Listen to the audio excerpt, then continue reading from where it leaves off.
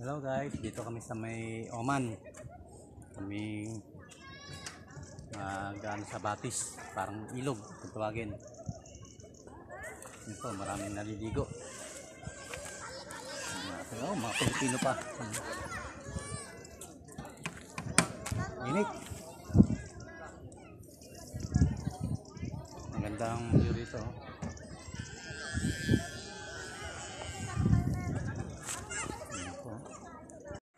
Tingnan pong ilog dito sa dito sa Oman, Batis. Marami ring naliligo, dami na rin napunta rito. Ang ganda pa ng bundok.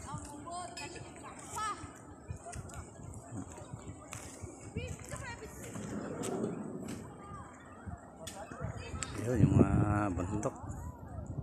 So dito yung mga parking ng mga sasakyan. May palaruan din ng mga bata.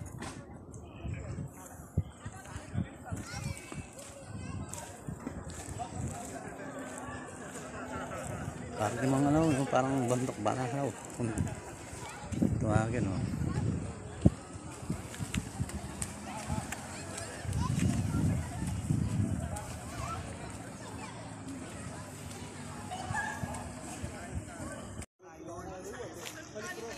May daanan, packet din.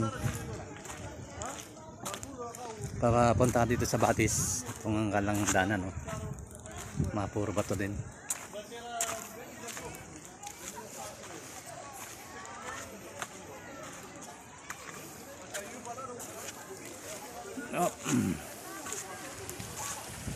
Para di pa lang to yung sa Pilipinas, parang bundok banahaw, may mga bato. Parang mga bundok banahaw. Ito yung packet din, pero kaunti naman ang hakbang, ang mga kailangan talaga ingat lang at madalas yung dadaanan.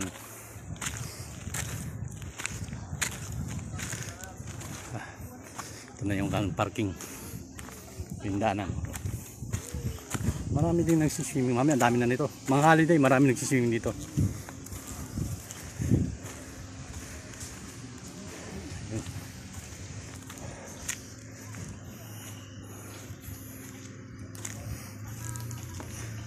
Yung iba, mga nag-aalis na. Mami, bukas siguro marami dito pag-aaraw ng linggo. Hinapo ko pag-akit.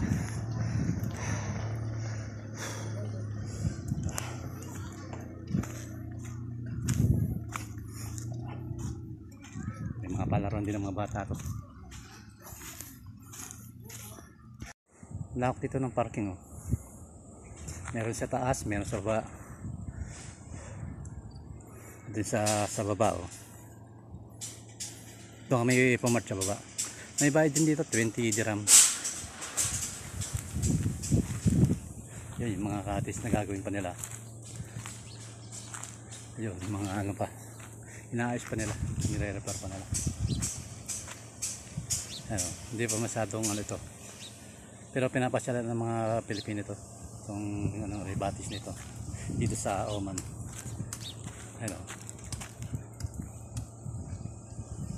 Gano'ng kaganda, tatanto, ang ganda nito, parang ng bundok. Ito yung pauna sa aming sasakyan. Dito kami nagpark. Ito lang yung taas. Para binibidyon ko lamang para makita ng ating mga manonood kung gaano kaganda rin sa may Oman dito. Yung sasakyan namin night time.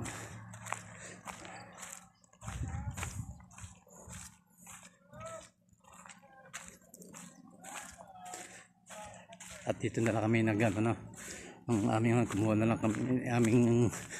lang kami ng sapin sa pagkakain.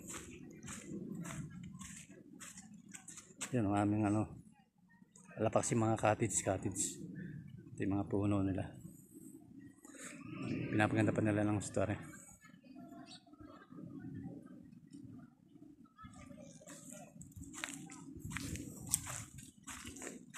Yung mga asawa at mga kaibigan ng asawa ko naroon sa Batis, naliligo sila. Ito yung ginagawa pa nila. Naayos pa nila kung gaano maganda.